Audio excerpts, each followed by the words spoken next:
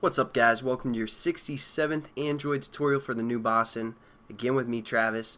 And what we're going to do in this tutorial, we're going to set up a new class called GFX Surface, and I'll explain what that is in a second here. Just get that set up and also do extends activity, and then import and add your onCreate method. Now, as I'm doing this, hopefully you guys know how to do this as of now. Just going to be kind of talking and not really following the mouse cursor. But basically, before we extended the view class, and you aren't going to want to do that. We're actually going to want to extend the SurfaceView class. Even though it's a little bit more complicated, it's kind of harder to follow along with the SurfaceView. But that's what we're going to want to do, because when we extend the view class like we did with our GFX right here, it's using so much processing speed and it's slowing down our application because that thread is handling both the graphics and the user interface. That's just a really tedious thing for it to do. So what we actually want to do is extend the Surface class, or the SurfaceView, I'm sorry, instead of just the view. I'll show you how to do that. We're going to kind of set it up pretty much the same way as before, except this time we're going to say Surface right here. So you guys can kind of look back and be like, okay, I kind of know what we did there. And then I kind of forgot what do we call this variable? Our view. Okay, so we'll just say our surface view here. And again, we have to create this class. If you just hover over, you can say create my bring back class right here. And or what we can do, well, never mind. We're just going to stick with kind of the same familiar way there. And again, what we're going to do here is say our surface view equals new surface view. Or I'm sorry, oops.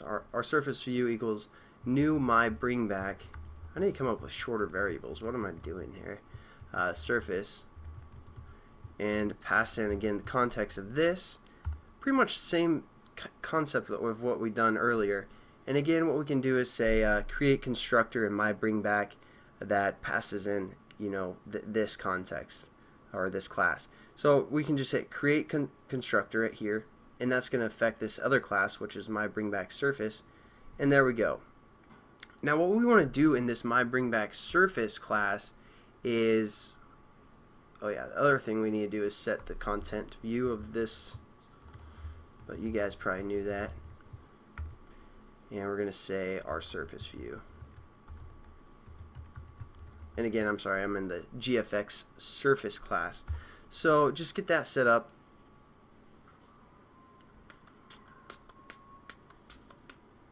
And we're good to go for now.